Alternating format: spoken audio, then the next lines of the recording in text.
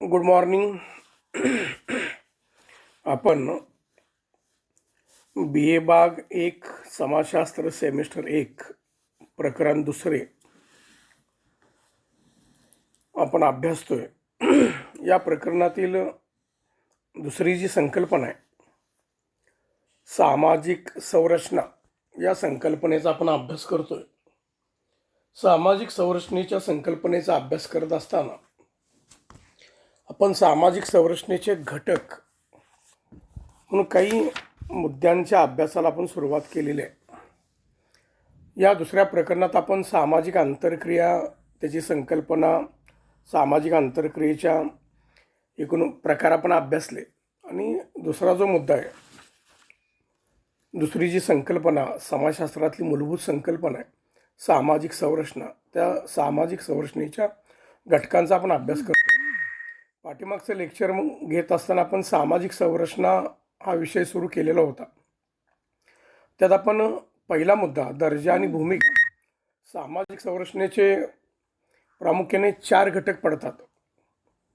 पहिला आहे दर्जा व भूमिका, दुसरा आहे समूह व उपसमूह, तिसरा आहे सामाजिक नियमने आणि चौथा आहे सामाजिक किंवा सांस्कृतिक मूल्ये.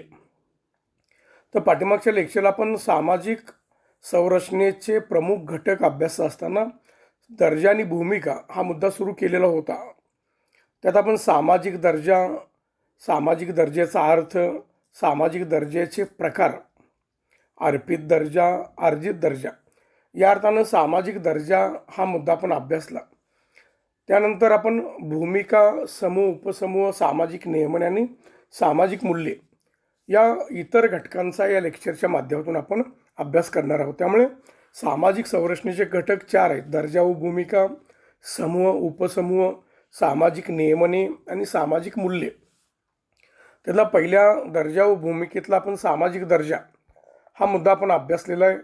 त्यातलाच आपण सामाजिक भूमिका हा मुद्दा आपण या लेक्चरच्या माध्यमातून अभ्यासणार आहोत. भूमिका आणि सामाजिक दर्जा या समाजव्यवस्थेत सामाजिक संरचनेचा एक प्रमुख घटक आहे. कारण दर्जा आणि भूमिका व्यक्तीशी संबंधित असणाऱ्या 2 गोष्टी आहेत. कारण आपण समाज जीवनाचा जर विचार केला किंवा समाजाच्या रचनेचा विचार केला तर जशी एखाद्या वस्तूला रचना असते, टेबलचा विचार केला तर त्याचे 4 पाय, 4 लाकडावर वर प्लायवूड मारून तो टेबल केलेला आहे.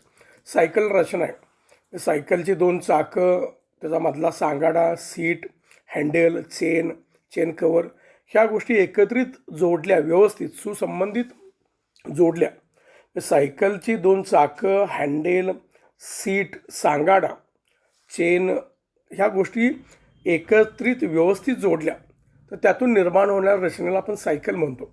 तर त्याच वस्तू लांब लांब टाकल्या तर त्याला आपण सायकल म्हणू शकत नाही. त्यामुळे समाज देखील सायकल या वस्तूच्या रचनेनुसार समाजाची व्यवस्था चालते. त्या व्यवस्थेचा आधार सामाजिक रचना आहे, सामाजिक संरचना. मग त्या सामाजिक संरचनेतले घटक आपण जे अभ्यासणार आहोत 4, त्यातला पहिला घटक आहे दर्जा आणि भूमिका, दुसरा आहे समूह, उपसमूह, तिसरा आहे सामाजिक नियमने, चौथा आहे सामाजिक मूल्य. तर पहिला घटक जो दर्जा आणि भूमिका आहे तो व्यक्तीशी संबंधित आहे. समाजात व्यक्ती आपलं जीवन जगत असताना, सामाजिक संबंध प्रस्थापित करत असताना एक व्यक्तीपेक्षा त्या व्यक्तीला समाजात असणारं सामाजिक स्थान कोणतं आहे यावरून ती व्यक्ती समाजात आपल्या भूमिका पार पाडण्याचा प्रयत्न करते. सामाजिक स्थान म्हणजे काय तर तत्कालीन त्या वेळेला त्या समाजात व्यक्तीचा असणारा सामाजिक दर्जा. आज मी व्हिडिओच्या माध्यमातून तुम्हाला लेक्चर देतोय, तुम्ही व्हिडिओच्या माध्यमातून लेक्चर ऐकताय किंवा बघताय. तुम्ही ज्यावेळी लेक्चर ऐकणार आहात, बघणार आहात, त्यावेळी तुमचा सामाजिक दर्जा काय असणार आहे विद्यार्थिनी, तुमची भूमिका काय तर लेक्चर बघायचं, ऐकायचं, ते समजून घ्यायचं. आज मी व्हिडिओच्या माध्यमातून लेक्चर देतोय म्हणजे माझा दर्जा काय व्यक्ती आहे, व्यक्तीनंतरच दर्जा माझा काय ते एक शिक्षक आहे. मग मी तुम्हाला तो विषय समजावून सांगण्याचा मी प्रयत्न करणे ही माझी भूमिका आहे. दर्जा आणि भूमिका एकाच नाण्याच्या 2 बाजू आहेत, त्या व्यक्तीशी संबंधित आहेत. तर आपण सामाजिक दर्जा कसा प्राप्त होतो त्याचे प्रकार आपण अभ्यासले. हा मुद्दा आपण भूमिका म्हणून या ठिकाणी अभ्यासणार आहोत. भूमिका म्हणजे व्यक्ती ज्या सामाजिक स्थानावर असते, सामाजिक दर्जा जो व्यक्तीला मिळतो त्या स्थानाची म्हणजे त्या दर्जाची कर्तव्य आणि जबाबदाऱ्या त्या व्यक्तीला पार पाडाव्या लागतात. त्यालाच भूमिका असं म्हटलं जातं. सामाजिक दर्जाप्रमाणेच भूमिका हा सामाजिक संघटनेचा आणि सामाजिक संरचनेचा प्रमुख भाग आहे. कारण प्रत्येक व्यक्ती सामाजिक दर्जानुसार आपली कर्तव्ये पार पाडते, जबाबदारी पार पाडते. म्हणजे शिक्षकांनी काय करावं, विद्यार्थ्यांनी काय करावं, गृहिणींनी काय करावं, स्त्रियांनी काय करावं, पुरुषांनी काय करावं, डॉक्टरनं काय करावं, इंजिनियरनं काय करावं, म्हणजे समाजातील प्रत्येक समाजिक घटकाचा म्हणजे सामाजिक दर्जा असणाऱ्या प्रत्येक व्यक्तीचा त्याच्या भूमिका निश्चित केलेल्या आहेत. एक व्यक्ती अनेक भूमिका का पार पडते, तर अनेक ठिकाणी त्या व्यक्तीला समाजात विविध सामाजिक स्थान प्राप्त होतं, विविध सामाजिक दर्जा मिळतो. म्हणजे आज मी तुमच्यावर बोलतोय, लेक्चर घेतोय, म्हणजे मी शिक्षक आहे. घरात माझ्या मुलीच्या समोर मी तिचे पप्पा असणार आहे, पिता असणार आहे. बायको शेजारी मी पती म्हणून असणार आहे. आईच्या समोर मी मुलगा म्हणून असणार आहे. बहिणीच्या समोर मी भाऊ म्हणून असणार आहे. म्हणजेच शिक्षक, पिता, पती, मुलगा, भाऊ, मामा या भूमिका एका व्यक्तीशी निगडीत आहेत. हा दर्जा व्यक्तीशी निगडीत, त्या दर्जानुसार भूमिका पार पडणं. त्यामुळे व्यक्ती जो दर्जा त्या त्या वेळेला व्यक्तीला असतो त्या दर्जानुसार ती व्यक्ती भूमिका पार पडते. त्यामुळे दर्जा आणि भूमिका ह्या सामाजिक व्यवस्थेच्या, सामाजिक संघटनेच्या, सामाजिक संरचनेचे प्रमुख घटक असले दिसून येतात. आपण भूमिकेचे काही 2-3 प्रकार पडतात किंवा त्याचे घटक आहेत, मुद्दे आहेत. त्या मुद्द्यांचा आपण अभ्यास करणार आहोत. त्याचा पहिला मुद्दा आहे भूमिका संच. मी आत्ता जे सांगितलं त्याप्रमाणे कोणताही सामाजिक दर्जा धारण करणाऱ्या व्यक्तीला केवळ एकच भूमिका असत नाही, तर अनेक भूमिकांचा समूह, संच त्या माध्यमातून व्यक्ती आपले सामाजिक जीवन जगते. म्हणजे कोणतीही व्यक्ती एकच सामाजिक भूमिकेनुसार आपलं जीवन जगते असं नाही, तर अनेक सामाजिक भूमिकांचा समूह, संच त्या व्यक्तीशी संबंधित असतो. त्यामुळे ती व्यक्ती कुटुंबात असेल तर पिता, पती, भाऊ, मुलगा या भूमिकेत तो काम करेन. समाजात गेल्यानंतर समाजातला एक सदस्य म्हणून, कुणाचा मित्र असेल, तो व्यवसायानं शिक्षक असेल, डॉक्टर असेल, इंजिनियर असेल, त्यानुसार भूमिका पार पडत असेल. म्हणजेच कोणताही सामाजिक दर्जा धारण करणारी व्यक्ती अनेक भूमिकांच्या माध्यमातून आपल्या विविध दर्जाची जी कर्तव्य आहेत, विविध दर्जांची जी जबाबदाऱ्या आहेत, त्या जबाबदाऱ्या पार पाडण्याचा प्रयत्न करतात. त्यामुळे एखाद्या व्यक्तीला पती, पुत्र, शिक्षक, मित्र, शेजारी अशा विविध दर्जावरून भूमिका पार पाडावी लागते. त्याला भूमिकांचा संच असं म्हटलं जातं. दुसरा मुद्दा आहे भूमिका ताण. जेव्हा आपण सामाजिक दर्जानुसार भूमिका पार पाडण्याचा प्रयत्न करतो त्यावेळेला प्रत्येक भूमिकेत आपण योग्य न्याय देऊ शकत नाही. कुटुंबात जर मी माझ्या मुलीबरोबर व्यवस्थित संवाद साधत असो किंवा मी माझ्या आईबरोबर व्यवस्थित संवाद साधत असो, तर माझ्या वडिलांच्या बरोबर, माझ्या बायकोबरोबर, माझ्या भावाबरोबर संवाद साधताना कुठला तर ताणतणावाद होऊ शकतो का? तर एकाच व्यक्तीला ज्यावेळेला वडील असेल, पुत्र असेल, भाऊ असेल, बहीण असेल, मित्र असेल, शेजारी असेल, अशा विविध भूमिका पार पडत असताना प्रत्येक भूमिकेला ती व्यक्ती योग्य न्याय देऊ शकेलच असे सांगता येत नाही. का? तर एखादी भूमिका त्याला चांगली आवडत असेल तो तिथं न्याय देईल. एखाद्या ठिकाणी गेल्यानंतर त्या ठिकाणी योग्य सामाजिक संबंध प्रस्थापित करताना त्याला ताणतणाव येऊ शकेल. याला आपण भूमिका ताण म्हणू शकतो. म्हणजेच विविध भूमिका विविध सामाजिक दर्जावरून विविध भूमिका पार पडत असताना व्यक्तीला अनेक भूमिकांशी संबंध तडजोड करत असताना काही भूमिकेत ते योग्य न्याय देऊ शकतील, अनेक भूमिकेत ते योग्य न्याय, योग्य संवाद करू शकत नाहीत. त्यातून भूमिका ताण निर्माण होतो. तिसरा मुद्दा आहे भूमिका संघर्ष. आपण ज्यावेळेला भूमिकेचा विचार करतो, म्हणजे आपण सामाजिक दर्जानुसार मिळणारी जबाबदारी, करावी लागणारी कर्तव्य म्हणजे भूमिका, या अर्थानं भूमिकेचा विचार करतो त्यावेळेला आपण प्रत्येक भूमिकेला योग्य न्याय देऊ शकतो का? तर नाही. त्याला आपण भूमिकेचा येणारा ताण आपण म्हणू शकतो. कारण आपण अनेक भूमिकेतून समाजात आपलं जीवन जगण्याचा प्रयत्न करतो. जो दर्जा आहे तशी भूमिका. शिक्षकाचं कर्तव्य, पोलिसांचं कर्तव्य, मी मित्र आहे मित्राचं कर्तव्य, भाऊ आहे भावाचं कर्तव्य. ही कर्तव्य पार पडत असताना, ह्या भूमिका पार पडत असताना प्रत्येक भूमिकेला न्याय देता येईलच असं सांगता येत नाही. त्यातून भूमिकेचा ताण निर्माण होतो आणि ताणाचा अतिरेक झाला की भूमिकेचा संघर्ष निर्माण होतो. म्हणजेच एखादी व्यक्ती, एखादी स्त्री नोकरी करत असेल तर नोकरीच्या ठिकाणी तिला 8 तास काम करावं लागतं का? लागतंच. आणि कुटुंबात देखील ती पूर्ण वेळ काम करते. ती नोकरी करणाऱ्या स्त्रीकडून कुटुंबाची काय अपेक्षा असते, तर त्याने कुटुंबासाठी पूर्ण वेळ द्यावा. नोकरी ठिकाणी संबंधित नोकरी त्या व्यवसाय जिथे करते, नोकरी करते, तिथल्या कामात काय असतं की तिनं तिथं 100% काम करावं. अशा वेळी तिला नोकरीतला ताण कुटुंबावर येऊ शकतो, कुटुंबातला ताण नोकरीवर जाऊ शकतो. त्यात भूमिका संघर्ष निर्माण होऊ शकतो. कारण भूमिका संघर्ष त्यातून योग्य समन्वय साधला गेला तर व्यक्तीला नोकरीच्या ठिकाणी देखील चांगलं काम करता येऊ शकेल, कुटुंबात देखील चांगलं काम करता येऊ शकेल. परंतु पूर्ण वेळ कुटुंबातली जबाबदारी पार पाडून ती व्यक्ती पूर्ण वेळ नोकरीसाठी देऊ शकत नाही. नोकरीत पूर्ण वेळ काम करत असताना कुटुंबाकडे वेळ देता येऊ शकत नाही. या जो ताणतणाव जो होतो दोन भूमिका, त्याला भूमिका संघर्ष आपण म्हणू शकतो. तर भूमिका संघर्ष हा सामाजिक दर्जा आणि भूमिकेचा एक प्रमुख भाग म्हणून त्याच्यात आपण बघू शकतो. सामाजिक दर्जा आणि भूमिका हा सामाजिक संरचनेचा घटक म्हणून आपण याचा या ठिकाणी विचार केला. सामाजिक दर्जा त्याचे प्रकार आपण मागल्या लेक्चरमध्ये अभ्यासले. आता आपण भूमिका म्हणजे काय, सामाजिक दर्जाची कर्तव्य म्हणजे भूमिका, या अर्थानं भूमिकेचा आपण अभ्यास केला. भूमिका संच, अनेक भूमिका आपण एकत्रित पार पडतो, त्याला भूमिका संच म्हटलं जातं. अनेक भूमिका पार पडत असताना प्रत्येक भूमिकेला आपण न्याय देऊ शकत नाही, त्यानं भूमिका ताण निर्माण होतो. आणि तो ताण जास्त झाला की त्यातून खऱ्या अर्थाने भूमिकेचा संघर्ष निर्माण व्हायला सुरुवात होते. त्याचवेळी आपण सामाजिक संरचनेचा दुसरा मुद्दा म्हणून समूह आणि उपसमूहाचा विचार करणार आहोत. आपण जो सामाजिक दर्जा आणि भूमिकेचा अभ्यास केला, तो सामाजिक दर्जा आपल्याला कोण देतं, तर समाज देतो. समाजाच्या पुढं जाऊन समाजातल्या अंतर्गत बाबीचा विचार केला तर समाजातले लहान लहान जे समूह आहेत, उपसमूह आहेत, तेच आपल्याला या विविध सामाजिक दर्जा देतो. आणि त्या समूहाच्या अंतर्गत आपण भूमिका पार पाडू शकतो. कुटुंब हा लहानात लहान समूह आहे. आपल्या नोकरीचं ठिकाण, आपलं कॉलेज म्हणा, एक लहानातलं एक समूह आहे. आपलं गाव एक लहान समूह आहे. आपला मित्रांचा समूह एक लहान समूह आहे. कुटुंबात आपल्याला जो दर्जा आहे, म्हणजे मुलगी, मुलगा, भाऊ, बहीण, पती, पत्नी, माता, पिता, जो दर्जा आहे त्यानुसार आपण कुटुंबात काम करतो. म्हणजे समूहाच्या अंतर्गतच व्यक्ती आपला सामाजिक दर्जा आणि भूमिकेनुसार आपलं वर्तन करण्याचा प्रयत्न करतो. त्यामुळे समाज संरचनेत सामाजिक समूह आणि उपसमूह हे संरचनेचे प्रमुख घटक आहेत. त्यामुळे आपण एकत्रित येऊन आपलं समाज जीवन जगत असताना, विविध सामाजिक दर्जावरून आपण काम करत असताना, हे दर्जा आपल्याला कोण देतं किंवा कुठल्या ठिकाणी जाऊन कुठला दर्जा मिळतो तर तो समूहावरून निश्चित ठरतो.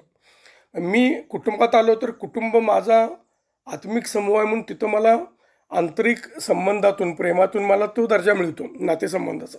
मी नातेवाईकाकडे गेलो तर नातेसंबंधाच्या सामाजिक दर्जातून माझ्या भूमिका आहे. मी कॉलेजमध्ये जिथं नोकरी करतो तिथं गेलो तर तिथं नातेसंबंधाचा सामाजिक दर्जा नसतो, तिथं तुमच्या व्यवसायाचा सामाजिक दर्जा असतो. तुमची नेमून दिलेली कामं तुम्हाला करावी लागतात आणि त्यानुसारच तुमचं वर्तन किंवा तुमच्या भूमिका व्हावं लागतात. म्हणजे समूह जसा आहे तसा आपला सामाजिक दर्जा निश्चित होतो आणि समूह जसा आहे तशा आपल्याला भूमिका पार पाडाव्या लागतात. समूह म्हणजे काय, जेव्हा दोनपेक्षा अधिक व्यक्ती एकत्र येतात आणि एकमेकावर प्रभाव टाकतात त्यावेळी निर्माण होणाऱ्या समूहाला आपण सामाजिक समूह म्हणू शकतो. त्यामुळे कुटुंब, महाविद्यालय, राजकीय पक्ष, क्रीडा मंडळ, कामगार संघटना इत्यादी अनेक लहान मोठ्या सामाजिक समूहाचे आपण उदाहरण देऊ शकतो. प्रत्येक व्यक्ती या समूहाचा सदस्य या नात्याने त्याला मिळालेला दर्जा किंवा त्यानं प्राप्त केलेल्या दर्जानुसार ती व्यक्ती आपल्या भूमिका पार पडत असते. आणि प्रत्येक भूमिका म्हणजे सामाजिक दर्जा समूह अंतर्गतच मिळतो आणि व्यक्तीला भूमिका देखील समूहाच्या अंतर्गत राहूनच पार पाडावे लागतात. म्हणून समूह आणि उपसमूह हा सामाजिक संघटनेचा, सामाजिक संरचनेचा एक प्रमुख घटक असलेला दिसून येतो. त्यानंतर सामाजिक संरचनेचा तिसरा प्रमुख घटक आहे सामाजिक नियमने. आपण सामाजिक दर्जा आणि भूमिका, समूह, उपसमूह आणि सामाजिक संरचनेतल्या विविध घटकांचा विचार केला तर व्यक्तीने समूह उपसमूहात कसं वागावं, कसं वर्तन करावं, विशिष्ट सामाजिक दर्जावरील व्यक्तींचं वर्तन कोणतं असावं, त्यांना कोणती कर्तव्य पार पाडावीत, त्याच्या जबाबदाऱ्या कोणत्या असाव्यात, त्याच्या भूमिका नेमक्या काय असाव्यात, हे ठरवणारी जी निश्चित व्यवस्था आहे त्या व्यवस्थेला सामाजिक नियमनांची व्यवस्था म्हटलं जातं. याला सर्वसामान्यपणे सामाजिक नियम आपण म्हणू शकतो. याला सर्वसामान्यपणे सामाजिक नियमने किंवा समाजातले कायदे, प्रथा परंपरा किंवा त्याची व्यवस्था म्हणून त्याच्यात आपण बघू शकतो. म्हणजेच समाज व्यवस्था विशिष्ट नियमांच्या माध्यमातून चालते. ते नियम समाजाने निर्माण केलेले पारंपरिक असतील किंवा समाजाने निर्माण केलेले आधुनिक असतील, त्या नियमांच्या प्रभावातूनच आपण त्या समूहाच्या अंतर्गत राहून मिळालेल्या सामाजिक दर्जानुसार आपण भूमिका पार पाडण्याचा प्रयत्न करतो. शिक्षकांनी योग्य पद्धतीने त्याचा विषय शिकवावा, विद्यार्थ्यांना त्या विषयाच्या संकल्पना समजून द्याव्या, हा एक नियम आहे. चालत आलेली शिक्षकाची कर्तव्याच्या पाठीमागचा नियम आहे. शिक्षकांनी ती कर्तव्य करणं.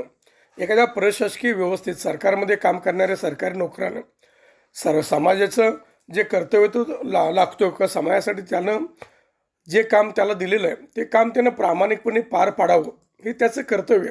यासाठी नियम सांगतात.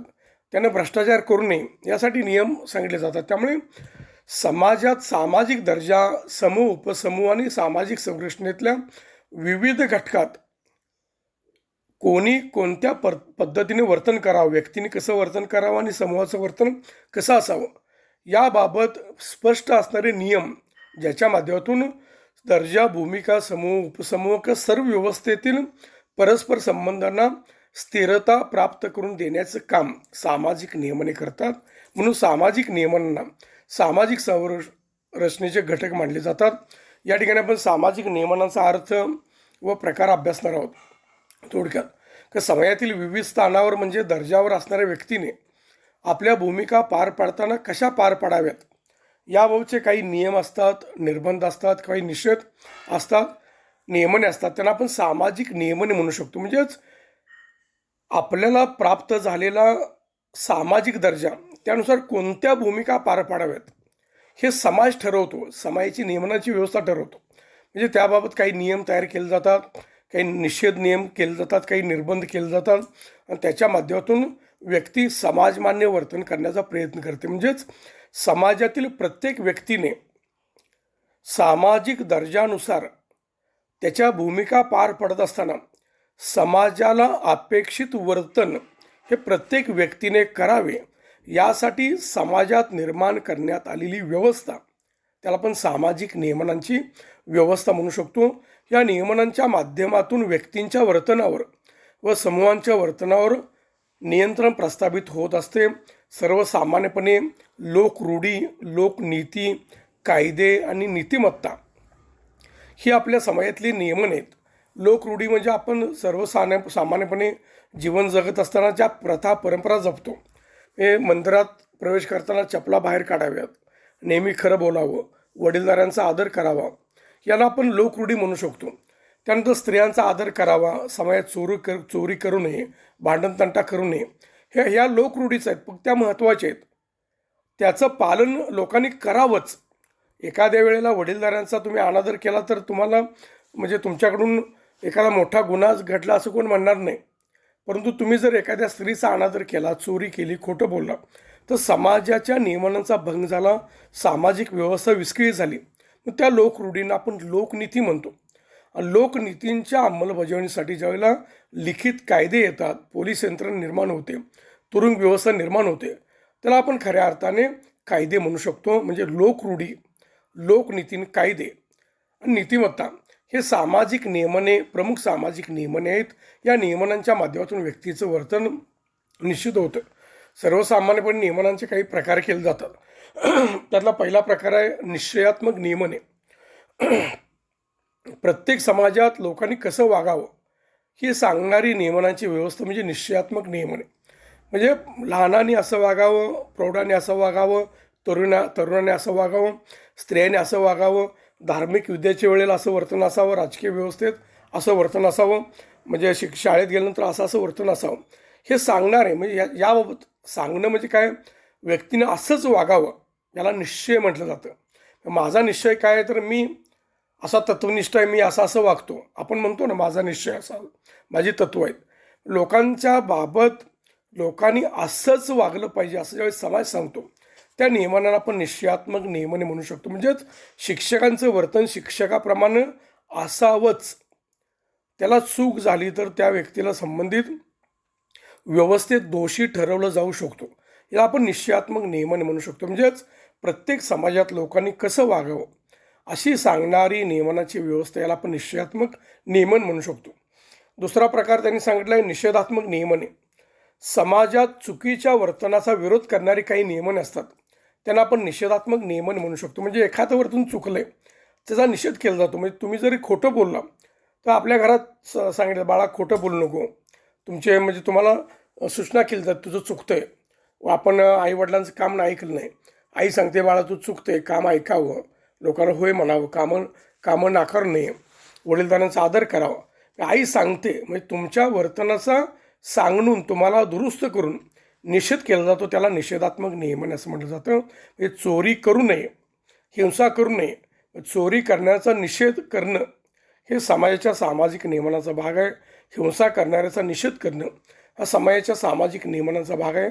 याच्या पुढं जाऊन निषेधात्मक नियमने काय सांगतात, जर ज्या व्यक्ती गुन्हेगारी वृत्तीचं वर्तन करतात, चोरी करत असतील, मारामारी करत असतील, हिंसा करत असतील, स्त्रियांचा अपमान करत असतील, स्त्रियांचे अत्याचार करत असतील, तर ह्या निषेधात्मक नियमनांचं भंग करणारे जे व्यक्ती आहेत त्यांना संबंधित समाज व्यवस्थेत शिक्षा देण्याची तरतूद केली जाते. ज्या नियमनांचं किंवा ज्या वर्तनात व्यक्ती समाजाच्या विरोधात वर्तन करते, चुकीचं वर्तन करते, ज्यातून समाज त्या वर्तनात निषेध करतो, त्या वर्तनाबाबत संबंधित व्यक्तीला शिक्षा देण्याची व्यवस्था समाजाने केलेली दिसून येते. त्यानंतर तिसरा प्रकार आहे संबंधात्मक नियमने. व्यक्तींनी परस्पराशी कोणत्या प्रकारचे संबंध प्रस्थापित करावेत हे सांगणारी काही नियमन आहेत. कुणी कोणत्या पद्धतीच्या भूमिका पार पाडाव्यात ह्या सांगणाऱ्या नियमनांना संबंधात्मक नियमने म्हटलं जातं. उदाहरणार्थ पती आणि पत्नीची भूमिका. तुम्ही पती आणि पत्नी म्हणजे लग्नानंतर वैवाहिक नातेसंबंध निर्माण होतात, पती पत्नी नातेसंबंध निर्माण होतात, त्यावेळेला तुमच्या भूमिका परस्पराबद्दल कशा असाव्यात हा समाज काही संकेताच्या माध्यमातून चालतो. म्हणजेच किंवा लग्न झालं म्हणून तुम्ही पती पत्नी नाही, तुम्ही परस्परांची जबाबदारी घेणं, परस्परांच्या सुखदुःखात सहभागी होणं, परस्परांना सहकार्य करणं, मुलांच्या जन्मानंतर मुलांचा दोघांनी मिळून योग्य सांभाळ करणं, योग्य पालनपोषण करणं, हे पती पत्नी नातेसंबंध कशा असावेत ज्याच्या माध्यमातून कुटुंब व्यवस्था निर्माण होणं, टिकणं, हे ज्याच्या माध्यमातून कुटुंबसंस्था टिकणं निश्चित होतं, कुटुंबसंस्था टिकून राहू शकते. याला आपण संबंधात्मक नियमने म्हटलं जातं. म्हणजेच समाजात सामाजिक संबंध कशा असावेत, म्हणजे स्त्रियांशी बोलणं व्यक्तीच कसं असावं, पुरुषांशी कसं असावं, मित्राशी कसं असावं, शेजाऱ्याशी कसं असावं, याला संबंधात्मक नियमने म्हणू शकतो. त्यानंतर चौथा प्रकार आहे नियंत्रणात्मक नियमने. समाजात व्यक्ती समूहाने कसे वागावे सांगणाऱ्या नियमनांना नियंत्रणात्मक नियमने म्हटलं जातं. नियंत्रणात्मक नियमने काय सांगतात, तर तुमच्याकडून सकारात्मक वर्तनाची अपेक्षा केली जाते. हे प्रत्येकाने खरे बोलावे, स्त्रियांचा आदर करावा, वडीलधाऱ्यांचा आदर करावा, म्हणजे समाजाच्या नियमनांचं पालन करावं. ज्या पोलिसांनी जे का रस्ते सुरक्षेचे जे नियम आहेत त्या नियमांचं पालन करावं. गाडी चालवताना सीटबेल्ट वापरावा, सिग्नलचं उल्लंघन करू नये, वनवेतून गाडी चालवू नये, म्हणजे की चुकीच्या रस्त्याने गाडी चालवू नये. त्याला नियंत्रण करणारे नियमन आहेत ज्याच्या माध्यमातून समाजात सामाजिक सुव्यवस्था निर्माण होऊ शकते. त्यामुळे सामाजिक नियमने हा सामाजिक संरचनेचा एक प्रमुख घटक आहे. सामाजिक नियमनाचे काही प्रकार आहेत. एक निश्चयात्मक नियमने, निषेधात्मक नियमने, संबंधात्मक नियमने आणि नियंत्रणात्मक नियमने. त्यानंतर सामाजिक संरचनेचा पुढला प्रमुख घटक आहे सामाजिक मूल्ये किंवा सांस्कृतिक मूल्ये. प्रत्येक समाजाची जी जीवन पद्धती आहे किंवा प्रत्येक समाजाची जी व्यवस्था आहे ती व्यवस्था एका विशिष्ट मूल्यांच्या विशिष्ट आधारावर चालत असते. आपण म्हणतो ना आपली संस्कृती अशी आहे, श्रेष्ठ आहे. श्रेष्ठ म्हणजे काय, संस्कृती श्रेष्ठ म्हणजे काय, तर त्या संस्कृतीत व्यक्तींच्या जीवन जगण्यासाठीचे काही आदर्श सांगितले जातात. त्या आदर्शांना आपण समाजातली सामाजिक मूल्ये म्हणू शकतो, सांस्कृतिक मूल्ये म्हणू शकतो. ह्या मूल्यांच्या आधारावर समाजातील प्रत्येक गोष्टीची म्हणजे व्यक्ती वर्तनापासून सामाजिक संबंधापर्यंत, मोठमोठ्या सामाजिक संस्थाच्या कार्यापासून धर्मसंस्था, राज्यसंस्था, सगळ्या व्यवस्थेच्या कार्यापर्यंत सगळ्या गोष्टीबाबत मार्गदर्शक असणारी जी व्यवस्था असते, आदर्श असणारी जी व्यवस्था असते, त्या व्यवस्थेला आपण सामाजिक मूल्य म्हणू शकतो, सांस्कृतिक मूल्य म्हणू शकतो. ही मूल्ये काय करतात, तर समाजातील प्रत्येक गोष्टीची योग्य अयोग्यता निश्चित करतात. कारण सामाजिक मूल्यांच्या निकषांच्या आधारे योग्य जीवन पद्धती निर्माण करण्याचा प्रयत्न केला जातो. याला आपण समाजातले आदर्श मूल्य म्हणू शकतो, सामाजिक मूल्य म्हणू शकतो, सांस्कृतिक मूल्य म्हणू शकतो. जॉन्सन या समाजशास्त्रज्ञाने मूल्याबाबत सांगत असता, मूल्य म्हणजे संस्कृतीचे असे मापदंड, व्यक्तिगत मापदंड की ज्याच्या आधारे आपण वेगवेगळ्या गोष्टींमध्ये तुलना करून त्यातील काही गोष्टी मान्य करतो तर काही गोष्टी अमान्य करू शकतो. सामाजिक मूल्य सांगतं कोणतं वर्तन चांगलं आहे, कोणतं वाईट आहे, कोणतं योग्य आहे, कोणतं अयोग्य आहे, कोणतं नैतिक आहे, कोणतं अपवित्र आहे. नेहमी खरं बोलणं हे नैतिक मानलं जातं, खोटं बोलणं अनैतिक मानलं जातं. हे खरं बोलणं, खोटं बोलणं ह्या सामाजिक नियमांचा आधार कोणता आहे तर सामाजिक मूल्य. भारतीय समाजाची सामाजिक मूल्य काय सांगतात? ते एकमेकांना मदत करा, परस्पर सहकार्य करा, अतिथी देवो भव, हे भारतातील सामाजिक मूल्य आहेत. म्हणजे अतिथींचं स्वागत देवांचं स्वागत करता तसं करा, अतिथींना देव माना, त्याच्या माध्यमातून अतिथींची सेवा करा, हे सामाजिक मूल्य आहे. त्यामुळे मग नातेसंबंध विकसित होतात, कौटुंबिक संबंध विकसित होतात. त्यामुळे सामाजिक मूल्य, सांस्कृतिक मूल्य या मूल्यांच्या आधारे आपल्या समाजात चांगले आचार विचार, चांगल्या भावना, योग्य ध्येय, जगण्याबाबतचं योग्य साध्य इत्यादीची योग्य अयोग्यता निश्चित होते. सामाजिक मूल्ये समाजाच्या सामाजिक नियमनांचा आधार असतात, व्यक्तिवर्तनाचा आधार असतात. या मूल्यांच्या माध्यमातून समाजात एकूण सामाजिक व्यवस्था, समाजाची एकूण जीवन पद्धती कार्य करते. त्यामुळे आपल्या भारतीय समाजात कोणकोणती मूल्ये आहेत? लोकशाही आहे, स्वातंत्र्य, समता, बंधुता, मानवतावाद, न्याय, प्रामाणिकपणा, त्याग, श्रम प्रतिष्ठा, परोपकार, जगा जगू द्या, अतिथी देवो भव, अशा अनेक मूल्ये आहेत. सामाजिक मूल्य, आदर्श मूल्य म्हणू शकतो. या मूल्यांच्या आधारावरच समाजातील सामाजिक नियमन निश्चित होतात. सामाजिक नियमनांच्या माध्यमातूनच आपण आपलं जीवन जगण्याचा प्रयत्न करतो.